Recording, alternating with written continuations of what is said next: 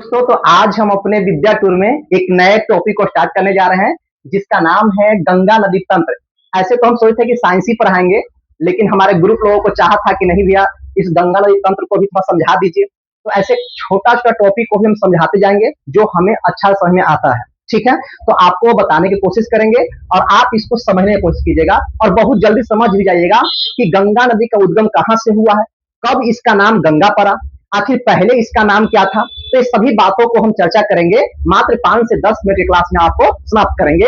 देखिए, सबसे बड़ी बात आती है कि ये गंगा नदी तंत्र जो है सर, ये गंगा पूरे भारत में कितना किलोमीटर तक फैला हुआ है। तो इसकी लंबाई 2525 किलोमीटर है, पूरा लंबाई। छोटा सा एग्जाम में पूछता है डाटा, तो इस डाटा को भी याद रखिएगा कि 2525 किलोमीटर तक का इसका लंबाई होता है। दूसरा क्वेश्चन पूछता है कि सर ये बताइए कि ये गंगा नदी जो है ये भारत के क्या सभी राज्यों से होकर गुजरती है? नहीं जी, गंगा नदी जो है ये भारत के मात्र 5 राज्यों से होकर गुजरती है। एक है उत्तराखंड, यूपी, बिहार, झारखंड, पश्चिम बंगाल। इतना ही राज्यों से होकर गुजरती है। एक बात और याद रखिएगा, अगर आपसे कोई क्वेश्चन पूछे कि गंगा नदी का सबसे ज्यादा क्षेत्र किस राज्य में है, तो सबसे ज्यादा है आपको यूपी में, और सबसे कम अगर आपसे पूछेगा तो झारखंड में। ये भी याद आप रखेंगे। देखिए, गंगा की उद्गम की बात करते हैं तो लोग डायरेक्ट याद रखते हैं कि गंगा का उद्गम कहां से हुआ है, तो गंगोत्री ग्लेशियर से हुआ है, रख लेते हैं। लेकिन आज सही डायरेक्शन से आप समझिएगा और पढ़िएगा। देखिए, मेरा क्लास जो है थोड़ा सा रोड पे है, तो थोड़ा आवाज आएगी तो उसको इग्नोर करके मेरी आवाज पर ध्यान दीजिएगा। देखिए, समझिए, यहाँ पे एक ग्लेशियर है। इस ग्लेशियर का नाम क्या है, तो गंगोत्री ग्लेशियर। और इस गंगोत्री ग्लेशियर से एक नदी का उद्गम हुआ है जिसका नाम है जानवी। तो याद रखिएगा, कोई गंगा वंगा नहीं है, यहाँ से एक नदी का उद्गम हुआ, इसका नाम क्या है, तो जानवी। जब ये जानवी नदी धीरे धीरे धीरे धीरे गोमुख के पास आती है, तो गोमुख के पास इसका नाम हो जाता है भागीरथी। याद रखिएगा, जानवी नदी का नाम क्या हो गया है, भागीरथी। याद रखेंगे क्या नाम है, तो भागीरथी। गोमुख के पास इस नदी का नाम हो गया है भागीरथी।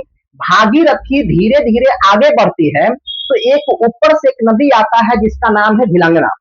कई बार एग्जाम में पूछा हुआ है कि भागीरथी और भिलंगना का जो संगम है उसे क्या कहते हैं, तो उसको बोलते हैं गोविंद प्रयाग। क्या बोलते हैं, गोविंद प्रयाग। देखिए, प्रयाग क्या होता है ना, जब दो नदी आपस में मिलते हैं तो उसी को प्रयाग कहते हैं, उसी को प्रयाग कहते हैं। ये भी याद रखिएगा। तो याद रखेंगे, और इसी इसी मिलन बिंदु पर एक बांध बनाया गया है जिसका नाम है टिहरी बांध। और आपको पता भी होगा, जो पेड़ काटने वाला था, चिपको आंदोलन जो हुआ था, ये यहीं पे हुआ था, गढ़वाल क्षेत्र के लोगों ने जो किया था। तो याद रखेंगे, तो गोविंद प्रयाग ये क्या है भैया, तो भागीरथी और भिलंगना नदी आपस में मिलती है तो उस प्रयाग का नाम है गोविंद प्रयाग। और यहीं से मिलने के बाद ये नदी भिलंगना और भागीरथी मिलती है तो दोनों के संयुक्त धारा को भागीरथी के नाम से ही जाना जाता है। अभी भी कोई गंगा नहीं है, अभी भी इसका नाम क्या है, तो भागीरथी है। भागीरथी धीरे धीरे जाती है और ऊपर से एक नदी से मिलती है जिसका नाम है अलकनंदा। याद रखेंगे, भागीरथी अलकनंदा से मिलती है, कहां पे, तो देव प्रयाग में। याद रखेंगे, सभी प्रयाग का नाम आपके दिमाग में चलते रहना चाहिए, दौड़ते रहना चाहिए। कौन सा देव प्रयाग है, कौन सा यहाँ पे आपका गोविंद प्रयाग है। अभी कई प्रयाग के नाम याद करवाएंगे आपको, लेकिन अभी सुनिए। तो अलकनंदा, तो बात आती है कि सर ये अलकनंदा नदी का उद्गम कैसे हुआ, अलकनंदा नदी कहां से बनी।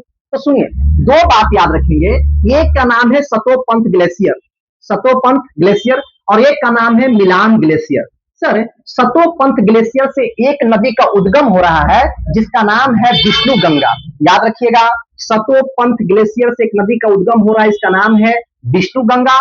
और मिलान ग्लेशियर से एक नदी का उद्गम हो रहा है जिसका नाम है धौली गंगा।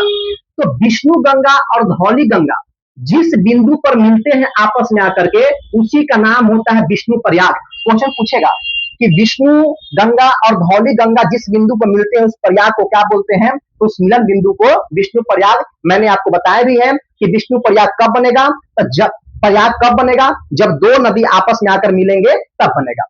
उसके बाद हम बात करते हैं, जैसे ही जब ये दोनों विष्णु गंगा और धौली गंगा आपस में मिलते हैं तो इसी का नाम हो जाता है अलकनंदा। इसी का नाम क्या होता है, तो इसी संयुक्त धारा का नाम क्या होता है, अलकनंदा।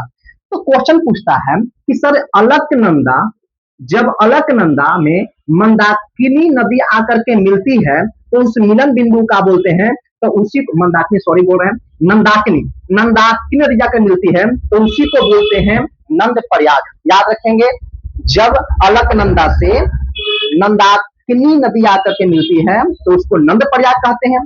उसके बाद एक और नदी आकर के अलकनंदा से मिलती है जिसका नाम है पिंडार नदी। तो पिंडार नदी जब आकर मिलता है तो उसको बोलते हैं कर्ण प्रयाग। और जब इधर से एक नदी आकर के मिलती है मंदाकिनी नदी, तब उसको बोलते हैं रुद्र प्रयाग। और यही अलकनंदा जब मूल भागीरथी नदी से मिलता है तब बनता है देव प्रयाग। तो क्वेश्चन पूछेगा कि प्रयाग की संख्या कितनी है, तो आप गिनिए तो 1 2 3 4 5 इनमें एगो प्रयाग 6। तो कभी गलती से भी 6 मत गिनिएगा, याद रखिएगा। इसे प्रयाग में नहीं रखा गया है, इसको पंच प्रयाग कहते हैं। तो पंच प्रयाग में यही 5 गो आते हैं, छठा उसको नहीं जोड़ना है, दिमाग में इसको रखिएगा। देखिए, विष्णु गंगा के पास में एक बद्रीनाथ है जहां पे लोग घूमने के लिए जाते हैं, और मंदाकिनी नदी के पास में केदारनाथ है जहां पे भी लोग घूमने जाते हैं। तो याद रखिएगा, इसके हम समझ में आ गया सर हमको कि अलकनंदा और भागीरथी जिस बिंदु पर मिल रहे हैं उसको हम बोलते हैं देव प्रयाग, देव प्रयाग। और यही देव प्रयाग से हमारा पवित्र नदी का ना उद्गम हो जाता है जिसका नाम है गंगा नदी। इसका मतलब ये हो गया सर कि हमारा गंगा नदी का नाम गंगा कब पड़ा, जब भागीरथी के साथ अलकनंदा मिला। जब भागीरथी के साथ अलकनंदा नदी मिली तब उस नदी का नाम हो गया गंगा नदी।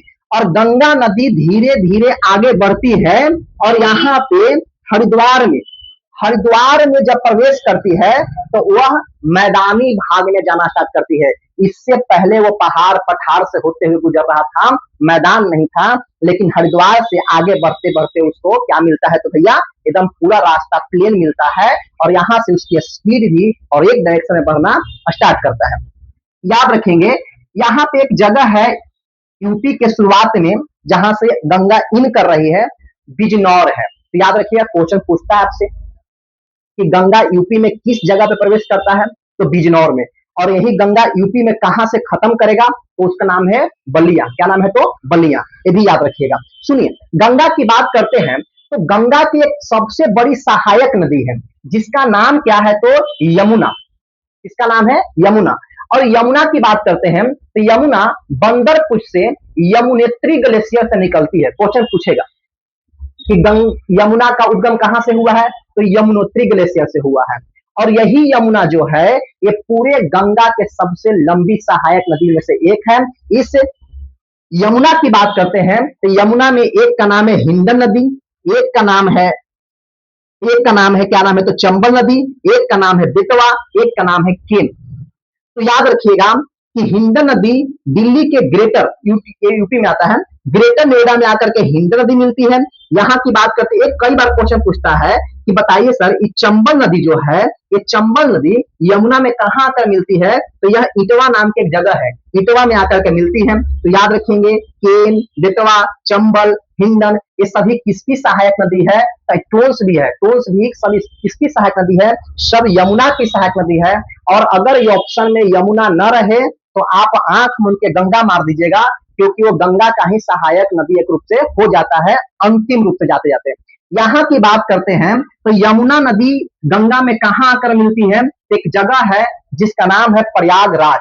प्रयागराज, इसका पहले नाम था इलाहाबाद, यहीं पे आकर के मिलती है। इसके बाद बनारस, बनारस के बाद बिहार में प्रवेश करती है, बिहार के बाद आखिरकार कटिहार में जाकर के अंतिम से बाहर निकल जाती है। और कटिहार में अंतिम से एक नदी आता है, इसका नाम है कोसी मिलती है। एक बात और याद रखिएगा, हमने सिर्फ अभी पंच प्रयाग के बारे में ज्यादा बताने की कोशिश किया कि आप इस पंच प्रयाग को एकदम लिख लीजिएगा और याद कर लीजिएगा। अभी हम क्या करेंगे कि यूपी में कहां गंगा कहां कहां प्रवेश करती है, बिहार में कहां कहां प्रवेश करती है, और कौन कौन सी नदी बिहार से लगती है, ये सभी को 5-5, 10-10 मिनट के वीडियो बना करके आपको हम डाल देंगे।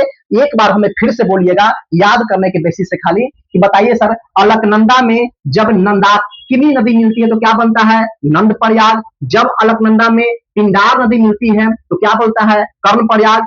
जब अलकनंदा में मंदाकिनी नदी मिलती है तो क्या बनता है, रुद्र प्रयाग। और जब अलकनंदा भागीरथी से मिलता है तो क्या बनता है, तो देव प्रयाग।